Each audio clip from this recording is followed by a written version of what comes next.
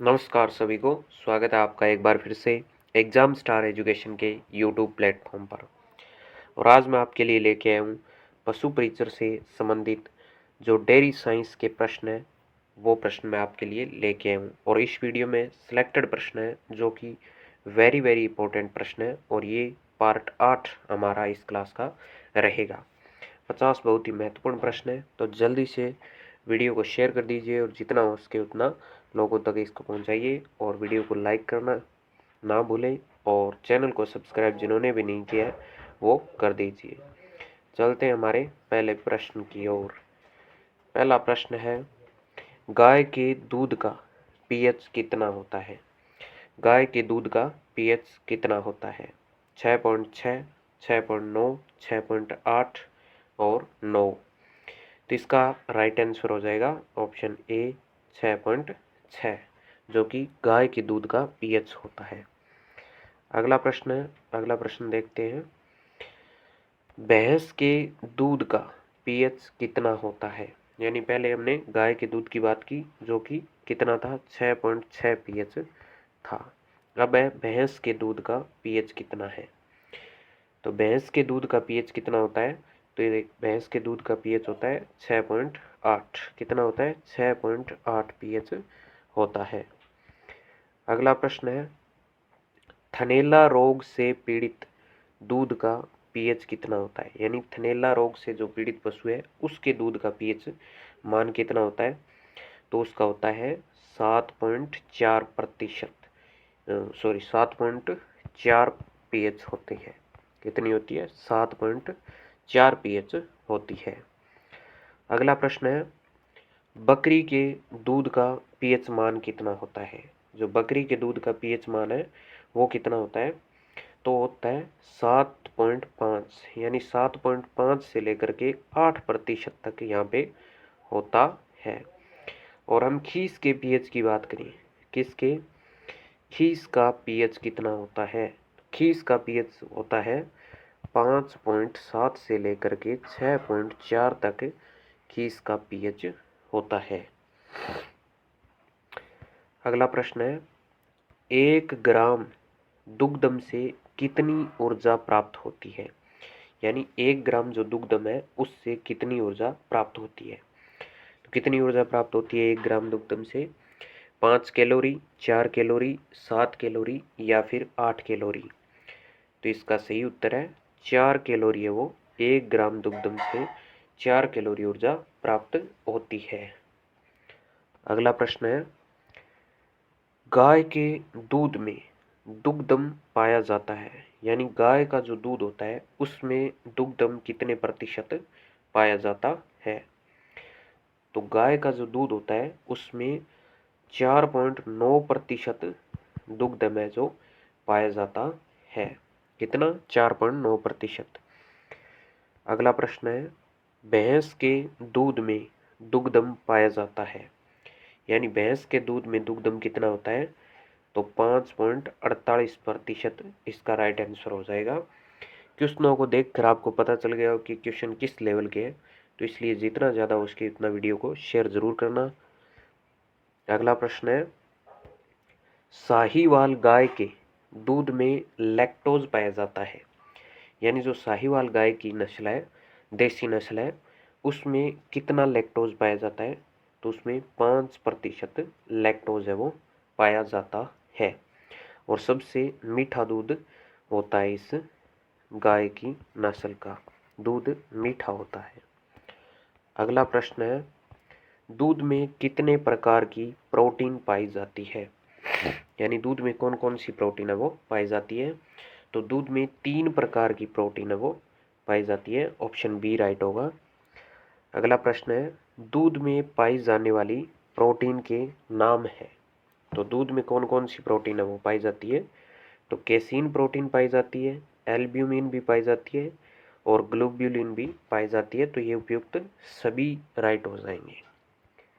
अगला प्रश्न है, दूध प्रोटीन में पाई जाने वाली केसीन का प्रतिशत होता है। केसीन प्रोटीन है जो दूध में कितने प्रतिशत तक पाई जाती है? तो ये केसीन जो प्रोटीन है वो 80% पाई जाती है और बाकी जो 20% है वो प्रोटीन पाई जाती है। और कैसीन प्रोटीन के कारण ही दूध का रंग सफ़ेद होता है। कौन सा? सफ़ेद होता है। अगला प्रश्न है, दूध का सफ़ेद रंग किस कारण या किस प्रोटीन से होता है? तो अभी मैंने आपको बताया कि कैसीन प्रोटीन के कारण होता है, तो ऑप्शन ए राइट हो जाएगा। अगला प्रश्न है, दूध में कैसीन प्रोटीन कितने प्रतिशत पाई जाती है? तो दूध में जो कैसीन प्रोटीन है वो कितने प्रतिशत पाई जाती है? दूध में कैसीन की मात्रा कितने प्रतिशत या कितने प्रतिशत तक पाई जाती है? तो लगभग 2.0 से 3.5% तक पाई जाती है। 2.0 से 3.5% तक पाई जाती है। गाय के दूध में प्रोटीन पाई जाती है, यानी गाय के दूध में प्रोटीन है वो कितने प्रतिशत होती है? तो गाय के दूध में 3.5% तक है वो प्रोटीन पाई जाती है। आगे प्रश्न देखें, तो भैंस के दूध में प्रोटीन पाई जाती है। तो भैंस के दूध में प्रोटीन पाई जाती है वो है 3.6%। वो 80% होता है वो प्रोटीन के अंदर, यानी तीनों जो प्रोटीन है उनमें कैसीन प्रतिशत है वो 80% होता है। और बाकी प्रोटीन की बात करें तो 3.5% गाय में प्रोटीन, टोटल कुल जो होता है दूध उसमें 3.5% होती है और भैंस में 3.6% होती है। तो वो कंसेप्ट रह गया था। गाय के दूध में पानी की मात्रा पाई जाती है। जो गाय का दूध होता है उसमें पानी की मात्रा कितने प्रतिशत होती है? तो गाय के दूध में पानी की जो मात्रा है वो कितनी होती है? लगभग 86% पानी की मात्रा होती है। कितनी होती है? 86% पानी की मात्रा होती है। अगला प्रश्न है, भैंस के दूध में पानी की मात्रा कितनी होती है? यानी भैंस के दूध में पानी की मात्रा है जो कितनी होती है? तो लगभग 82%, यानी कितनी होती है? 82.76% है जो भैंस के दूध में पानी की मात्रा होती है। यहाँ पे सभी का देख लेते हैं थोड़ा सा। बकरी के दूध की बात करें कि बकरी के दूध में कितने प्रतिशत पानी होता है, तो बकरी के दूध में 87% है जो पानी होता है। भेड़ की बात करें तो भेड़ के दूध में कितने प्रतिशत होता है? तो 80% या 80.71% पानी होता है। और बात करें ऊँटनी के दूध की, ऊँटनी के दूध की, तो ऊँटनी के दूध में पानी कितना होता है? तो 87.61% पानी होता है। तो ये भी आपको जानकारी दे दी। अगला प्रश्न है, गाय में ब्याने के कितने माह पूर्व दूध निकालना बंद कर देना चाहिए?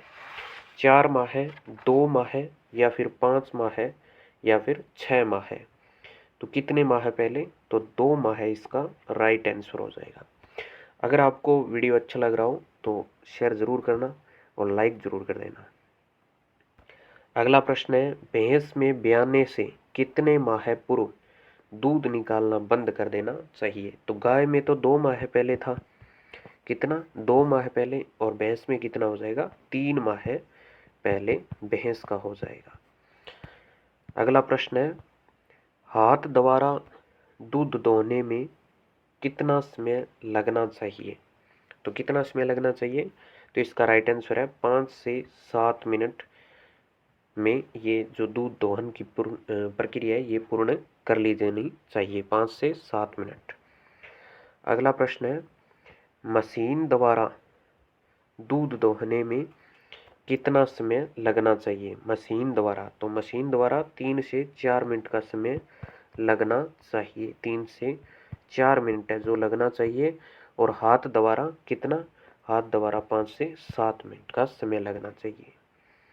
अगला प्रश्न है, दूध निकालने की सबसे उपयुक्त विधि मानी जाती है? जो दूध निकालने की सबसे उपयुक्त विधि है वो है पूर्ण हस्त विधि, यानी कि जो फुल हैंड मेथड है वो सबसे उपयुक्त मानी जाती है। अगला प्रश्न है, मशीन द्वारा दूध निकालने का पल्सेशन अनुपात रहता है। जब मशीन से दूध निकालते हैं तो उसका पल्सेशन अनुपात है वो कितना रहता है, तो वो रहता है 60:40 में। कितना रहता है? 60:40 में, यानी 60% तो समय दूध निकालने में और 40% जो समय है वो आराम देने में होता है, तो 60:40 होता है।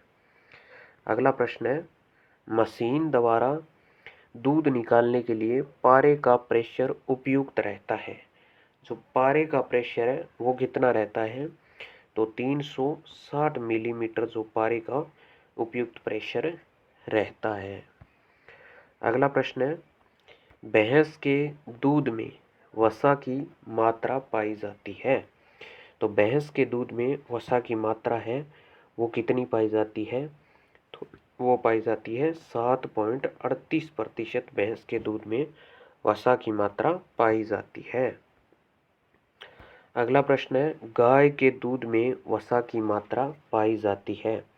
तो गाय के दूध में वसा की मात्रा होती है वो औसतन होती है 4.14% वसा की मात्रा होती है। अगला प्रश्न है, बकरी के दूध में वसा की मात्रा पाई जाती है। तो बकरी के दूध में वसा की मात्रा औसतन 4.25% जो पाई जाती है। अगला प्रश्न है, भेड़ के दूध में वसा की मात्रा पाई जाती है। तो भेड़ के दूध में वसा की मात्रा 7.90% तक पाई जाती है। तो ये सारे जो क्वेश्चन है वो सीक्वेंस वाइज है, ताकि आपको कोई दिक्कत ना हो, इनमें सभी के सभी आपको सीक्वेंस वाइज याद हो जाएंगे इसमें। अगला प्रश्न है, ऊँटनी के दूध में वसा की मात्रा पाई जाती है। तो ऊँटनी के दूध में वसा की मात्रा कितनी होती है? तो ये होती है 5.38% होती है। तो एक बार देख लें, तो गाय के दूध में वसा की मात्रा होती है 4.14% और भैंस के दूध में 7.38% और बकरी के दूध में वसा की मात्रा होती है 4.25% और भेड़ के दूध में होती है 7.90% और ऊँटनी के दूध में 5.38%।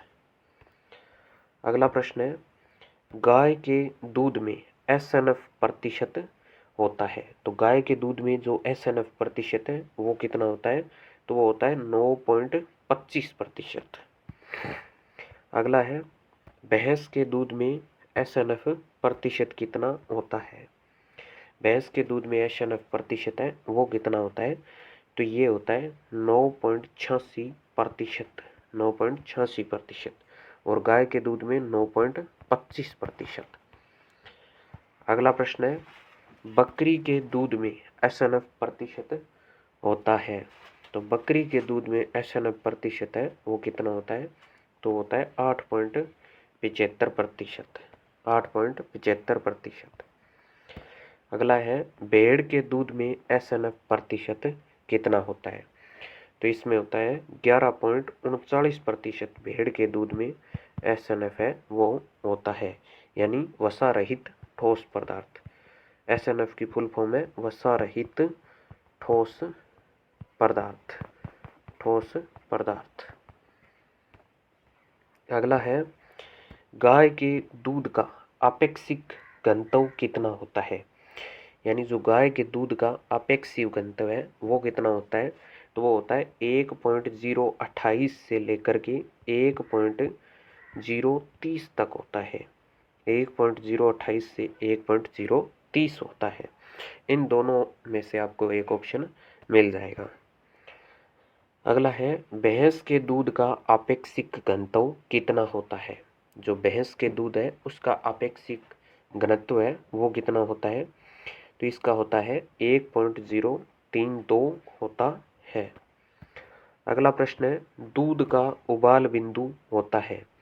जो दूध का उबाल बिंदु है वो कितना होता है? तो वो होता है 101 डिग्री सेल्सियस होता है। 101 डिग्री सेंटीग्रेड होता है। अगला है, दूध का अपवर्तनांक होता है। जो दूध का अपवर्तनांक है, अपवर्तनांक मान वो कितना होता है? वो होता है 1.3440 से लेकर के 1.34 8 जीरो के मध्य होता है। ऑप्शन ए राइट हो जाएगा अपना। अगला प्रश्न है, दूध की विद्युत संचालकता होती है। तो दूध की जो विद्युत संचालकता होती है वो होती है 0.5005 महोज।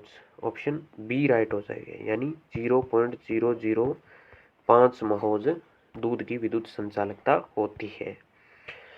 दूध का गाढ़ापन, यानी दूध का जो गाढ़ापन होता है 68 डिग्री फ़ारेनहाइट पर कितना होता है? तो ये होता है 1.5 से 2.0 होता है। अगला प्रश्न है, टोंड दूध का SNF कितना होता है? जो टोंड दूध होता है उसका SNF है वो कितना होता है? तो वो होता है 8.5%। कितना? 8.5%। अगला प्रश्न है, टोंड दूध की वसा होती है। जो टोंड दूध है उसकी वसा होती है 3%। कितनी? 3%। अगला प्रश्न है, कम ताप अधिक समय विधि में, यानी कि LT विधि है, कम ताप और अधिक समय विधि में कितना तापमान रखा जाता है? तो इसमें तापमान है वो 63 डिग्री सेल्सियस रखा जाता है 30 मिनट के लिए। कितने मिनट के लिए? 30 मिनट के लिए रखा जाता है। और फ़ारेनहाइट में पूछे आपको तो 145 डिग्री फ़ारेनहाइट। कितना? 145 डिग्री फ़ारेनहाइट। अगला है, HTST में तापमान कितना रखा जाता है? तो HTST में तापमान 72 डिग्री रखा जाता है। 72 डिग्री और कितने समय के लिए? तो ओनली 15 सेकंड के लिए। कितने समय के लिए? ओनली 15 सेकंड के लिए। और फ़ारेनहाइट में पूछे तो 160 डिग्री होता है। और HTST की फुल फॉर्म होती है हाई टेम्परेचर शॉर्ट टाइम, यानी कि उच्च तापमान अल्प समय विधि के लिए। और एक विधि होती है UHT, जो कि दूध का पाश्चुरीकरण के लिए ये तीनों विधियां होती है। अल्ट्रा हाई तापमान, जिसमें 135 से 149 डिग्री सेल्सियस पर 1 से 5 सेकंड तक दूध को गर्म किया जाता है। अगला प्रश्न है, खीस की प्राकृतिक अम्लता कितनी होती है? तो जो खीस की प्राकृतिक अम्लता है वो होती है 0.2 से 0.4 के मध्य होती है। अगला प्रश्न है, गाय के खीस में प्रोटीन कितना होता है? तो जो गाय का खीस होता है उसमें प्रोटीन होता है 17.51%। 17.51। अगला प्रश्न है, भैंस के खीस में प्रोटीन कितना होता है? तो भैंस के खीस में प्रोटीन होता है 21.80%। कितना? 21.80%। अगला प्रश्न है, खीस का आपेक्षिक घनत्व होता है। तो जो खीस का आपेक्षिक घनत्व है वो कितना होता है? खीस का आपेक्षिक घनत्व होता है वो होता है 1.04 से 1.08 के मध्य होता है। कितना होता है? 1.04 से 1.08 के मध्य होता है। और दूध के अपेक्षिक घनत्व की बात करें तो वो होता है 1.028 से 1.032 के मध्य होता है, जिसमें 0.32 वाला है वो भैंस का होता है और 0.28 वाला है वो गाय का होता है। अगला प्रश्न है, पतली क्रीम में वसा की मात्रा होती है। तो जो पतली क्रीम होती है जिसको हम टेबल क्रीम भी बोलते हैं, क्या बोलते हैं? टेबल क्रीम जिसको बोला जाता है, उसमें वसा की मात्रा होती है वो होती है 20 से 25% के मध्य। अगला प्रश्न है, मध्यम क्रीम में वसा की मात्रा कितनी होती है? यानी व्हिपिंग क्रीम जिसको बोला जाता है, क्या चीज़? व्हिपिंग क्रीम जिसको बोला जाता है उसमें होती है वो होती है 25 से 45% के मध्य। आज का हमारा लास्ट प्रश्न है। और प्रश्न आपको कैसे लगे कमेंट में ज़रूर लिखना और वीडियो को लाइक करना और चैनल को सब्सक्राइब करना ना भूलें। तो लास्ट प्रश्न है, गाढ़ी क्रीम में वसा की मात्रा कितनी होती है? यानी कि रिच क्रीम इसको बोला जाता है, रिच क्रीम। तो इसमें वसा की मात्रा होती है 45 से अधिक। कितनी होती है? 45 से अधिक। तो ये थे आज के टॉप 50 प्रश्न। और एक भाग और होएगा इसका, जिसमें आपकी डेयरी साइंस है वो पूरी कंप्लीट हो जाएगी। तो वीडियो को लाइक करना, शेयर करना और चैनल को सब्सक्राइब ज़रूर करना।